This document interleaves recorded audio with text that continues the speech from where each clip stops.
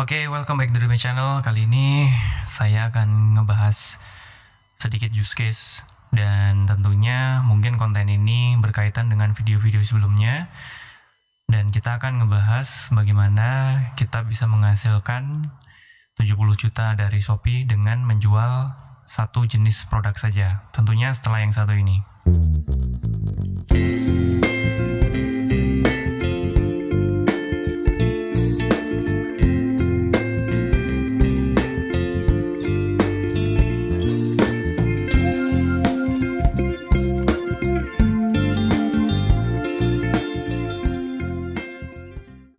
Oke kawan-kawan seller Shopee yang ada di seluruh Indonesia, kalau memang teman-teman saat ini belum subscribe di channel saya, silahkan subscribe dan bunyikan tombol lonceng agar setiap kali saya mengupload video, teman-teman bisa mengikuti dan mendapatkan notifikasi langsung ke smartphone Anda. Kita kali ini akan bahas sedikit use case ya, bagaimana ada beberapa jenjang yang mungkin sudah pernah saya lakukan dan menurut saya juga hasilnya, kalau bagi saya sih hasilnya cukup lumayan. Hanya dengan satu produk kita bisa mendapatkan sebuah penghasilan yang cukup lumayan. Tentunya kalau kita sudah pernah menghasilkan angka yang seperti ini dengan satu produk, kita bisa lakukan eskalasi dari strategi yang sama di produk kedua, ketiga, dan seterusnya. Dan ini mungkin saya akan membahas sedikit melompat, tidak memulai dari awal. Jadi saya harap teman-teman saat ini memang sudah banyak bergelut di bidang digital campaign, kemudian bisnis online, terus kemudian sudah cukup lama jualan di Shopee dan terbiasa dengan hal-hal yang sifatnya digital marketing, katakan seperti itu ya. Karena kalau teman-teman sudah memiliki dasar dari hal-hal yang saya sebutkan tadi, tentunya untuk mendapatkan angka yang seperti yang akan saya sampaikan, tentunya bukan hal yang susah dan bukan hal yang sifatnya mustahil, katakan seperti itu. Jadi teman-teman kalau memang masih baru saja coba-coba bisnis online, nggak masalah, karena angka ini pasti bisa Anda kejar dalam waktu yang sangat singkat. Mungkin lebih cepat lagi daripada saya, dan teman-teman bisa menghasilkan jauh lebih banyak dari bisnis yang sedang Anda jalankan. Di sini saya tidak akan membahas versi debat kusir, karena yang akan saya bagi adalah sedikit knowledge. Jadi mohon kalau teman-teman sekiranya mungkin knowledge-nya belum dapat, belum nangkep, bukan berarti yang saya sampaikan di sini adalah serba salah, tapi mungkin teman-teman perlu update atau perlu menanyakan atau bisa diskusi di kolom komentar agar saya bisa membantu menjawab beberapa pertanyaan-pertanyaan dari kawan-kawan. Namun sebelum video ini saya lanjutkan, kita akan disclaimer terlebih dahulu, karena yang saya sampaikan ini adalah merupakan bahan research. Jadi istilahnya saya sedang melakukan banyak uji coba seiring berjalannya waktu, termasuk saat video ini saya upload di YouTube. Jadi ketika saya bikin podcast ini, otomatis produk ini sedang dalam fase research. Jadi belum serta-merta ini adalah produk yang sudah sangat stabil dan lain-lain sebagainya. Saya juga masih melakukan banyak sekali improvement dan lain-lain. Kemudian disclaimer yang kedua adalah produk ini saya produksi sendiri, saya desain sendiri, saya produksi sendiri, kemudian saya cetak sendiri, kemudian saya pasarkan terutama di Shopee dan beberapa e-channel yang lain. Dan di sini saya juga males ya kalau video yang saya share ini adalah ajang pamer atau ria, tidak ditujukan untuk hal-hal semacam itu. Dan saya nggak melayani debat. Seperti di profile di YouTube channel saya orang yang males untuk berdebat. Jadi kalau Anda berdebat dengan hal-hal yang kurang menarik menurut saya, itu sama dengan buang-buang energi. Jadi saya akan menangkap diskusi-diskusi yang positive thinking, dan saya akan langsung menghapus komentar-komentar yang sifatnya tidak perlu ditampilkan. Saya tahu karena banyak sekali netizen yang kurang kerjaan, dan hal-hal yang dibagikan atau hal-hal yang dituliskan di media online itu sebenarnya tidak mendidik. Jadi saya malas dengan hal-hal semacam itu. Saya lebih memilih subscriber saya yang smart people aja. Jadi yang hobinya negative thinking, ya silahkan, tidak perlu subscribe di YouTube channel saya. Oke. Baik, kita akan mulai kawan-kawan. Saya akan berbagi sedikit bagaimana fase development, fase production, dan bagaimana kita masuk ke market. Jadi sebenarnya ini adalah potongan kue kecil dari buku yang saya tulis di Strategi Menjadi Star Seller Shopee. Di bagian buku ini saya juga menceritakan bagaimana saya bisa memproduksi produk saya, bagaimana cara saya untuk mendapatkan investor, strateginya bagaimana, kemudian bagaimana saya mencoba untuk memasukkan ke marketnya, bagaimana saya melakukan research dan developmentnya dan lain-lain. Itu sudah ada di buku saya, cuman saya akan kutip sedikit dari cuplikan di dalam buku ini untuk saya jadikan bahan materi podcast di YouTube channel saya. Jadi buat teman-teman yang mungkin sudah pernah baca buku saya, hati-hati ya. Jangan pernah men-share apapun diisi di dalam buku, karena saya memiliki hak cipta tertulis dan itu diproteksi oleh hukum, baik dari buku cetaknya ataupun buku digitalnya. Jadi saya harap teman-teman juga hati-hati dalam menggunakan lisensi yang ada di dalam buku saya, bahwa di buku saya tidak boleh mengekspos dari isi konten untuk dijadikan konten digital di luar seizin penerbit. Jadi jangan sampai teman-teman punya masalah hukum dengan penerbit saya karena teman-teman mencuplik sebagian dari isi buku ini untuk diekspos keluar. Entah teman-teman bikin webinar, teman-teman bikin seminar, teman-teman bikin workshop, teman-teman bikin video podcast seperti saya seperti ini, atau menulis ke dalam sebuah website atau blog. Saya rasa jangan dilakukan hal-hal semacam itu. Baik, saya akan coba sedikit menceritakan bagaimana fase development dan production hingga kita bisa masuk ke market. Yang pertama, saya memulai hal ini ketika di bulan Oktober tahun 2018, di mana 1 bulan penuh saya mencoba untuk melakukan market research. Produk yang akan saya buat ini memiliki segmentasi market yang pas, ada marketnya di Shopee, paling tidak seperti itu. Dan saya lihat dari beberapa kompetitor yang sudah ada. Dari beberapa kompetitor yang sudah ada dengan genre yang mirip, terus kemudian saya lihat apakah produk yang saya miliki ini memiliki kelebihan atau added value yang akan menarik bagi calon pelanggan dibandingkan dengan kompetitor yang sudah ada. Jadi hampir 1 bulan saya coba searching di semua store yang ada di Shopee, saya protolin satu-satu dari setiap seller yang menjual, seberapa banyak mereka menjual produk yang mungkin mirip dengan produk yang akan saya buat atau yang akan saya produksi, seberapa banyak rating yang terjadi dari penjual, kemudian seberapa banyak impresi atau volume pencarian yang ada di Shopee. Ini yang perlu saya teliti. Hampir 1 bulan saya coba teliti hal semacam ini. Namun sebelumnya saya sudah memiliki histori penjualan. Jadi saya memiliki produk yang mirip dengan yang saya produksi. Jadi setidaknya saya sudah memiliki histori bahwa saya sudah memiliki pernah menjual produk yang mungkin mirip atau yang akan menjadi kompetisi saya. Jadi di sini saya sudah melihat, oh ternyata produk yang ada di pasaran itu kekurangannya A, B, C, D, E. Ternyata segmentasi marketnya akan terbagi A, B, C, D, E dan seperti itu. Jadi hal-hal semacam itu sudah saya rangkum dalam 1 bulan penuh di bulan Oktober sampai November tahun 2018 kemarin. Kemudian 1 bulan berikutnya saya coba masuk ke key resource, di mana saya harus menentukan untuk mencari supplier yang akan mensuplai material. Kemudian saya juga sudah memulai untuk melakukan desain dan konsep. Jadi sudah saya improve desainnya, sudah saya improve berbagai macam hal dari produk yang sudah existing. Saya sudah tahu produk yang existing ini kekurangannya apa aja, kelebihannya apa aja. Nah, di produk saya lakukan improvement, saya lakukan sebuah proses added value, katakan seperti itu. Dan saya butuh waktu hampir sebulan lah untuk membenahi itu semua. Jadi paling tidak desainnya juga sudah catchy banget, terus kemudian produk itu kualitasnya saya pastikan jauh lebih baik daripada kompetitor yang sudah ada atau produk yang sudah ada, agar saya lebih mudah untuk merayu calon pelanggan ketika calon pelanggan itu meng-compare produk yang saya miliki.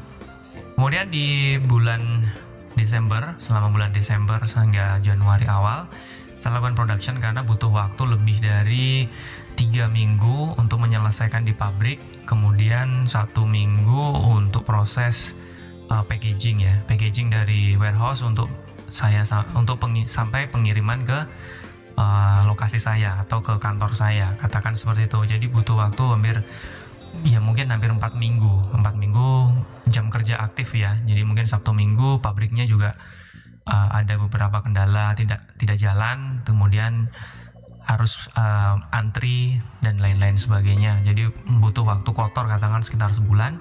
Namun di sela-sela itu saya juga sudah coba untuk mencari calon-calon pelanggan gitu ya. Saya juga sudah mencoba untuk mengedukasi calon pelanggan yang akan membeli produk saya, bahwa saya sudah memproduksi produk yang tipenya seperti ini. Nanti Anda bisa pre-order katakan seperti itu. Jadi saya rangkum terlebih dahulu database-nya, mana yang sekiranya orang-orang akan suka dengan produk saya, yang ingin pre-order tapi belum bayar, sampai pre-order yang sudah bayar. Itu juga saya lakukan di Shopee. Jadi bisa ada beberapa produk yang sudah akan dibeli oleh pelanggan, dan di Shopee saya setting dengan pre-order dan bisa COD. Jadi istilahnya user itu tidak memiliki resiko sama sekali. Nah, dalam hal ini saya share sedikit sebelum saya lanjut. Kalau teman-teman sekiranya mungkin mentarget untuk melakukan pre-order di Shopee, jangkauannya ditambah aja. Jadi Shopee itu kalau nggak salah harus sekitar berapa ya? 20% kalau nggak salah dari total stok yang akan Anda jual di Shopee. Jadi paling nggak stoknya digedein aja. Karena kemarin itu saya harus sedikit dapat peringatan dari Shopee karena tingkat pre-ordernya terlalu tinggi. Nanti kita akan bahas di video selanjutnya ya, untuk masalah hal ini, agar tidak terlalu luas videonya.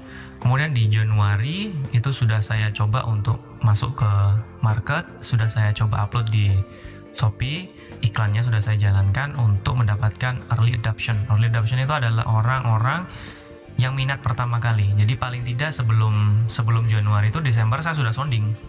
Tim sales saya sudah sounding satu persatu, ketuk pintu satu-satu, coba kita iklankan dan lain-lain sebagainya.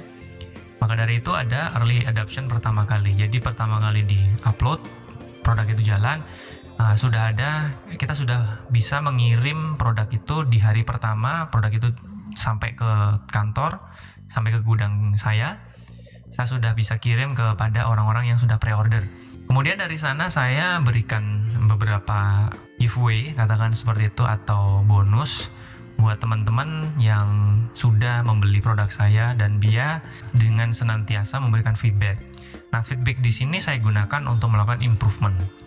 Jadi saya berharap bahwa ketika produk saya ini nanti habis atau fase pertamanya selesai, saya harus bisa melakukan improvement untuk membenahi produk berikutnya agar lebih baik.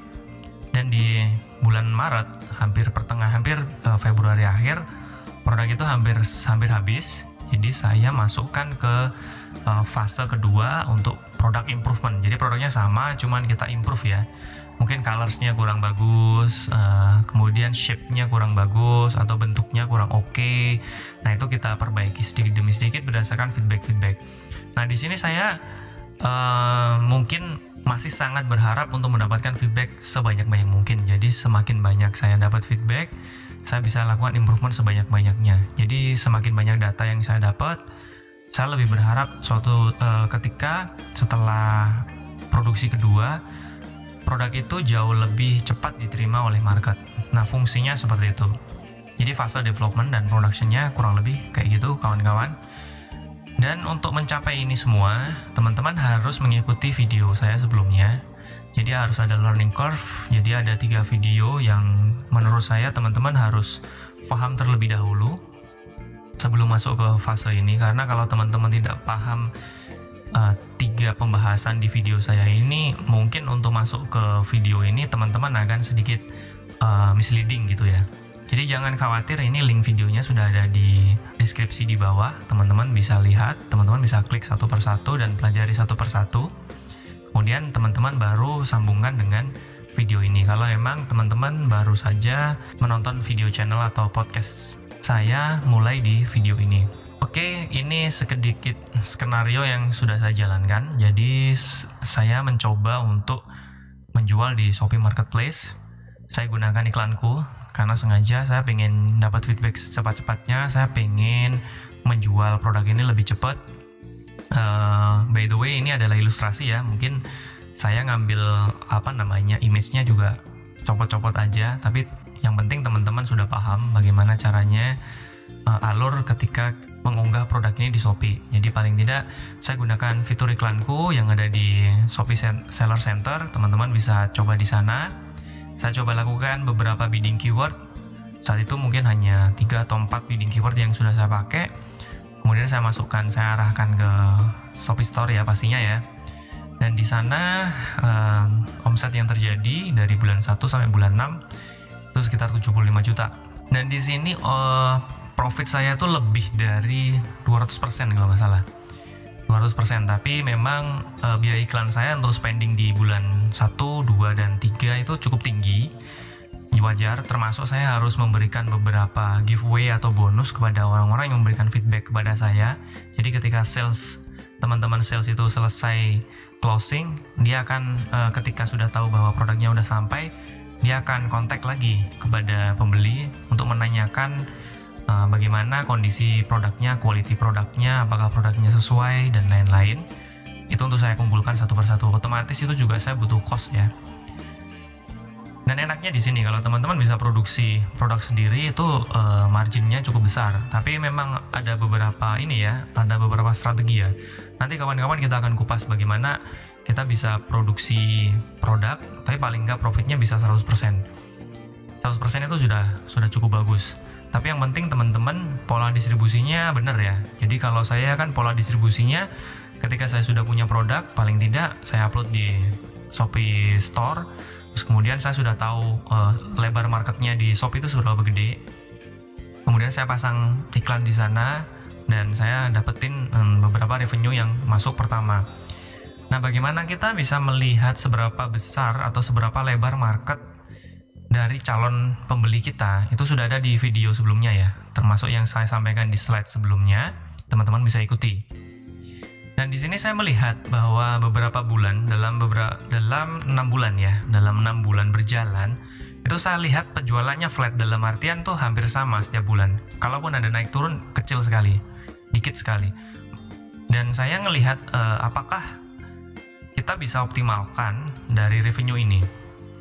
Dan ternyata ketika saya upload di beberapa sosial media, termasuk saya menggunakan versi iklan ya. Saya pakai Facebook, saya pakai Instagram karena Instagram cukup mendominasi ya trafficnya.